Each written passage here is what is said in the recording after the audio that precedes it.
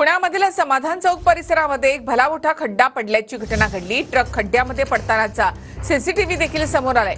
City post इमारतीच्या आवारामध्ये हे भगदाड या रस्त्याला पडलेला आहे। हा ट्रक या ठिकाणी उभा होता, पार्क केलेला होता आणि त्याच वेळेला हा टँकर जो आहे तो या भगदाडामध्ये अशा प्रकारे पडलेला आहे। 30 ते 40 फुटांचा खड्डा या रस्त्यावर पडलाय। तक्रार भेटली, आम्ही इथं काम करायला आलो, काम केलं आम्ही आमचं गाडी काढायला लागलो, नाही का बाहेर काढायलो गाडी, तर असं थोडी गाडी पुढे घेतली की अचानक खटकीने आवाज आला, वाजलं। मला वाटलं काय तर गाडी दगडावर अशी काय तर गेली, पण ती गाडी अशी जशी खचायला लागली ना, जास्त असं प्रमाणाच्या बाहेर लईच खाली गेल्यावर मग मी उडी मारली खाली।